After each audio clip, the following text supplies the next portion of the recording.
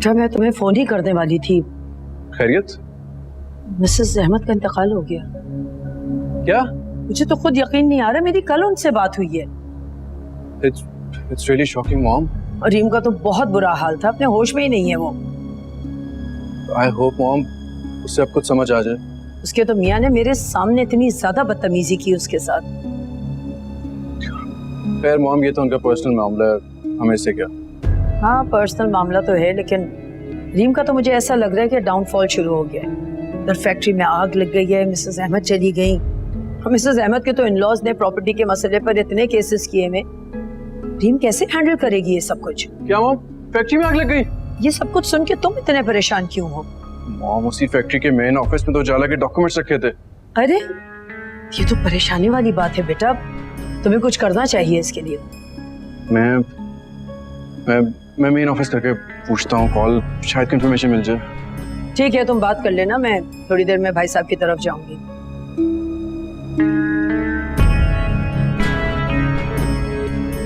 ओह God, इतनी कोताही कैसे होगी मेरे से? उजाला तो बहुत नाराज होगी मेरे से।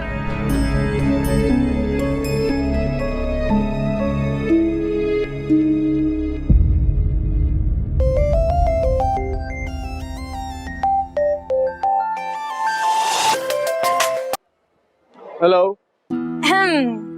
एक अच्छी खबर है आपके लिए। क्यों, क्या हुआ? तुम्हारे और उस लंगूर के बीच में सुलह तो नहीं हो गई? क्या बकवास कर रहे हो? मजाक कर रहा हूं डार्लिंग, सीरियस क्यों हो जाती हो? वैसे कौन सी खुशखबरी सुना रही थी तुम? खुशखबरी ये है कि तुम्हारी साबका सास गुजर चुकी है, मिसेस अहमद का इंतकाल हो गया। अरे वाह, माशाल्लाह। ओ मेरा मतलब ये तो बहुत बुरा हुआ। अरे 100% सच बात है। रीम बेहोश पड़ी है और वो लंगूर उनके रिश्तेदारों को इत्तला देने में मसरूफ है। यार वैसे ये तुमने बहुत जबरदस्त खबर सुनाई तुमने मुझे, बहुत खुश हूँ यार, मैं बहुत अच्छा लग रहा है, मुझे बहुत मजा आ रहा है। तुम तो हैप्पी हो गए हो, मगर अब तुम मुझे उस लंगूर से खुला दिलवा के हैप्पी कब करोगे?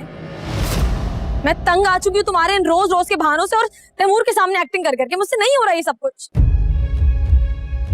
देखो मैं अपना वादा पूरा कर चुकी हूँ, अब मुझे नहीं पता, मुझे जवाब चाहिए, मुझसे शादी कब करोगे?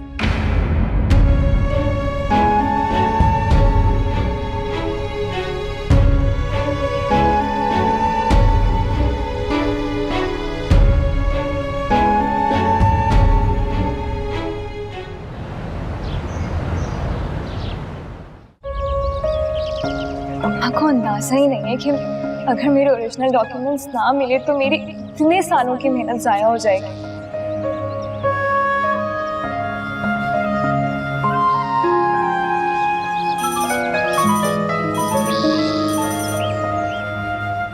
जी, किससे बात करनी है?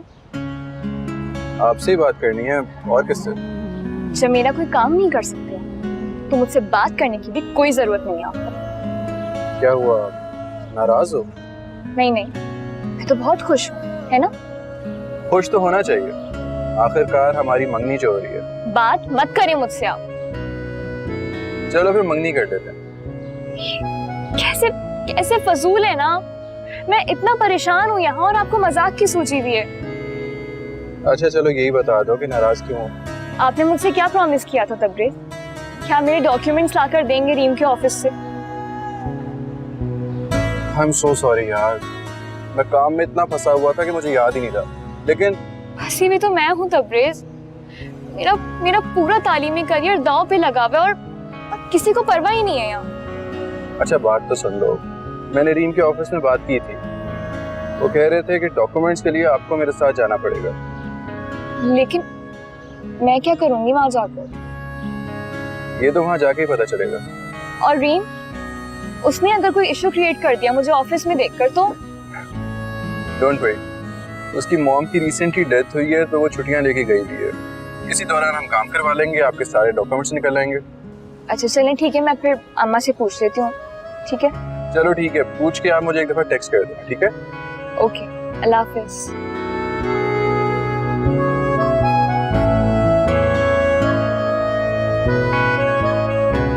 भाभी आपने भाई साहब को राजी किया हॉस्पिटल जाने के लिए? हाँ परी, इतनी मुश्किल से राजी किया है। जब से बीमार हुए इतने जिद्दी हो गए, कोई बात नहीं मानते मेरी तो।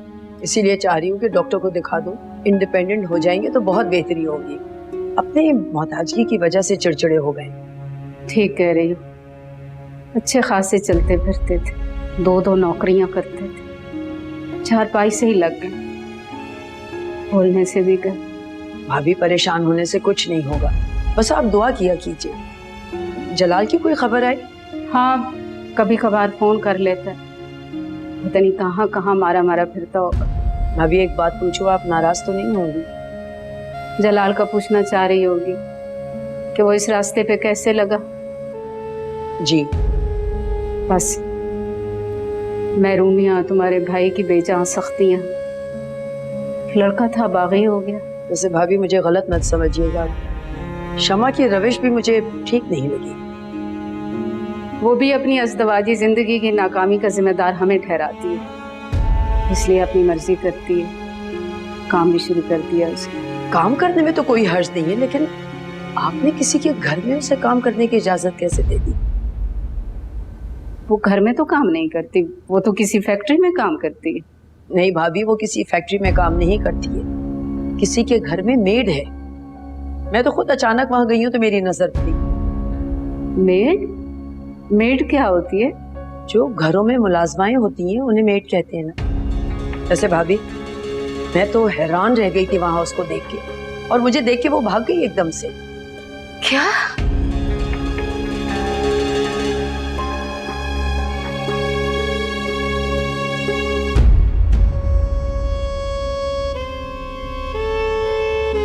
ठीक ही कहती थी अम्मा कि शमा एक नागिन है, नागिन।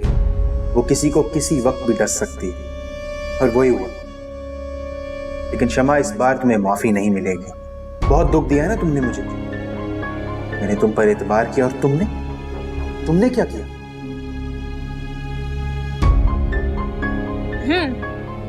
लगता तुम्हें अपनी सास के इंतकाल का कुछ ज्यादा ही सदमा हो गया। हाँ, सदमा तो बहुत हुआ है मुझे। तुम्हें क्या काम है?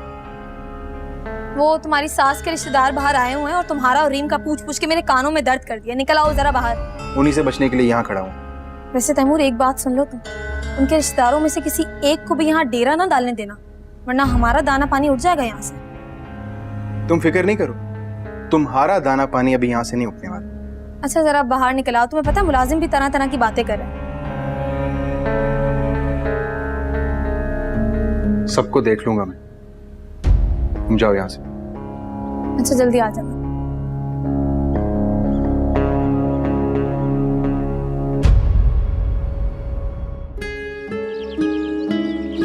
कहाँ पे सब लोग? वो अब्बा को लेके डॉक्टर के यहाँ गए। ओहो, ये तो बड़ी अच्छी बात है। इसका मतलब मौका अच्छा है। अपनी हद में रहें आप, समझे? बड़ा घिसा पिटा डायलॉग है, मगर मेरी हद आपसे शुरू और आप पे खत्म होती है। इस घिसे पिटे डायलॉग की वजह से ना आप मार खाएंगे मेरे हाथों। उजाला, मैं तो आपके हाथ से मार खाने के अलावा बाकी सब कुछ खा सकता हूँ। बेकार में बदनाम है ना खवातीन। आप भी कुछ कम नहीं है बोलने में, और मुझे आपकी ये फजूल बातें बिल्कुल भी समझ नहीं आती। वैसे मुझे समझ नहीं आती, लड़कियां तो अपने मंगेतर से मिलने के लिए बहाने बनाती हैं, और यहाँ आप है कि मैं कोई आम सी लड़की नहीं हूँ। मुझे पता है, इसीलिए तो आपसे इतना प्यार करता हूँ। अच्छा आप जाए यहाँ से, अगर किसी ने देख लिया ना तो बहुत इल्जाम लग जाने हैं मुझ पे। उछाला ये बात तो अपने जहन से निकाल दे कि तबरेज की वजह से आपको कोई मुश्किल आ सकती है। अभी तो आप मुझे मुश्किल में डालने वाले हैं, प्लीज चले जाए यहाँ से। अच्छा चला जाऊंगा, लेकिन पहले भी पानी तो पूछ लो। पता कितनी दूर से आ रहा हूँ मैं। पैदल चल के आए हैं क्या आप, जो पानी पूछूं मैं? नहीं, मुझे जैसे ही पता चला कि आप घर में अकेली हैं तो मैंने गाड़ी निकाली और दौड़ता हुआ आया हूँ ताकि आपसे थोड़ी सी बात कर सकूं।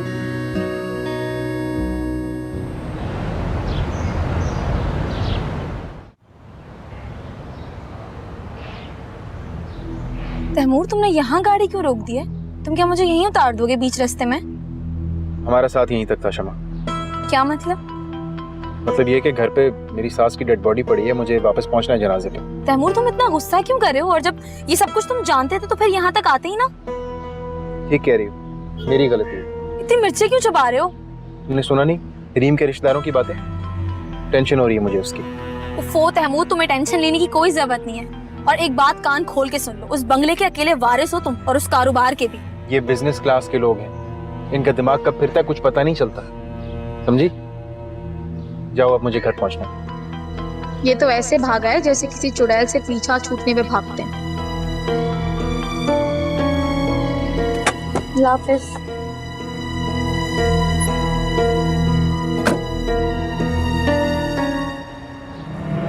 उजाला, क्या कर रहे हो तुम इस लड़के के साथ? जलाल वो जलाल हम मिले थे, याद है? अम्मा कहाँ है? तुम लोग यहाँ अकेले क्यों खड़े हुए हो? जलाल बात तो सुनो। तुम्हारी हिम्मत कैसे हुई? जलाल छोड़ो, क्या कर रहे हो? जलाल छोड़ो, क्या कर रहे हो? जलाल,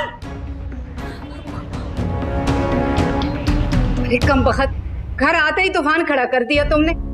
बहनोई है तुम्हारा, तुम्हारी सगी फुफ्फो का बेटा है और उजाला का मंगेतर है। अम्मा मुझे माफ कर दे, मुझे मालूम नहीं था। अगर तबरेज को कुछ हो जाता तो मैं फरी को क्या मुंह दिखाती? छोड़े मुमानी, बस गलतफहमी थी। उफ़ो, मुझे तो भाभी रास्ते में मिल गई। घर ले जाके इतना बोला, मेरा सर खपा दिया उन्होंने। ये तो उनकी पुरानी आदत है, हमारी बातें कर रही होंगी, इसी टो में लगी रहती हैं हर वक्त। तुम जलाल हो ना? पहचाना तुमने? जी, अस्सलाम वालेकुम। वालेकुम अस्सलाम। अम्मा मैं चलता हूँ, मुझे कुछ काम याद आ गया है। भाभी आप बिल्कुल बेफिक्र हो जाए, मैंने भाई साहब को डॉक्टर को दिखा दिया, वो कह रहे कोई फिक्र करने वाली बात नहीं है।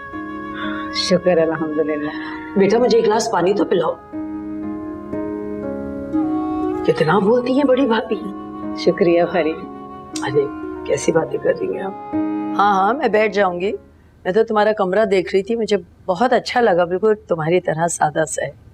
ये बताओ तुम्हें मेरा बेटा कैसा लगा?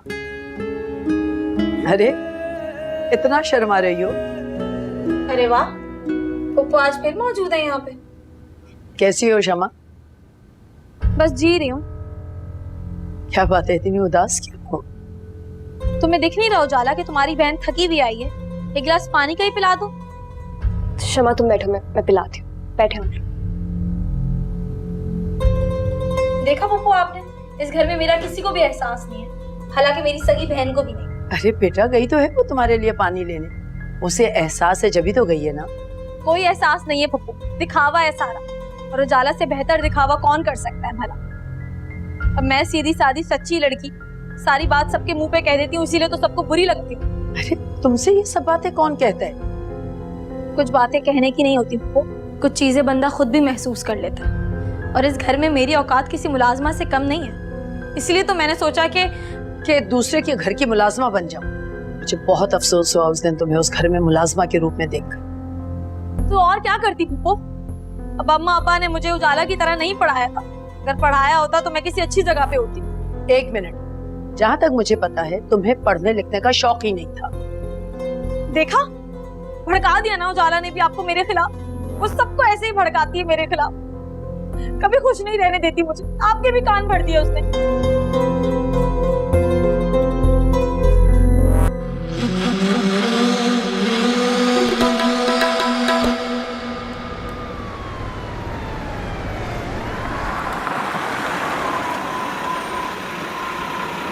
जलाल तुम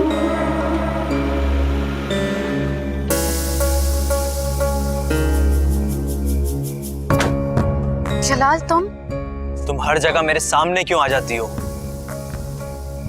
क्योंकि हमारे रास्ते एक ही हैं। मेरे सामने तुम फजूल के डायलॉग्स ना बोलो तो बेहतर है। तुम्हारे अलावा मेरा है ही कौन? तुम्हारी माँ है ना, और वो है ना गोगा, जिससे तुम शादी करने वाली थी। ऐसा कुछ नहीं था, और मैंने तुम्हें अपने दिलो दिमाग से निकाल दिया है, समझी तुम? क्या इतना आसान है ये सब कुछ जलाल? हाँ, जिनसे कारोबारी रिश्ते नाते हो ना, उनसे हर रिश्ता बुला देना आसान होता है, यही कहा था ना तुमने। बेवकूफ थी मैं, भूल हो गई मुझसे। लेकिन मैं सब समझ गया हूँ, अब मैं तुम्हारी बातों में नहीं आऊंगा। मैं तुम्हें कैसे यकीन दिलाऊं जलाल? तुम इतनी जहमत मत करो और हटो मेरी गाड़ी के सामने से। बस कर दो जलाल और खत्म करो ये गुस्सा। अब सिर्फ गुस्सा नहीं, ये रिश्ता ही खत्म करूंगा मैं। तुम्हें आज खुदा के वास्ते जलाल मुझे तलाक मत देना। तुम्हें मुझसे आजादी नहीं चाहिए? तुम मुझे तलाक नहीं दे सकते। इतना यकीन है खुद पर? खुद पर नहीं, हमारे होने वाले बच्चे पर। क्या?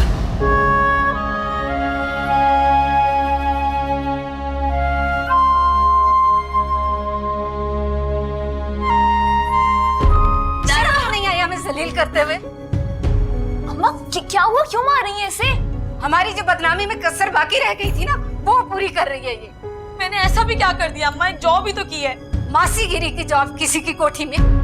अरे मैं पूछती हूँ, ऐसी कौन सी आफत आन पड़ी थी जो दूसरों के बर्तन धोने तक बात जा पहुंची?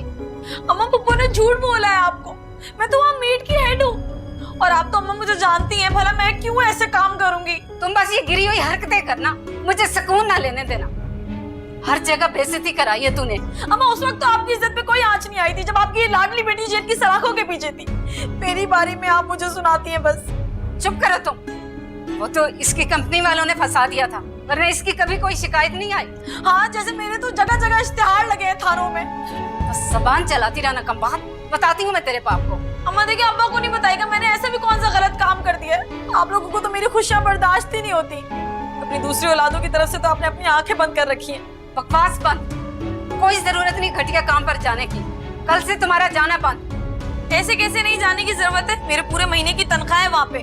तुम्हारी टांगे तोड़ दूंगी। तुम घर से कदम तो निकाल के दिखाओ मुझे।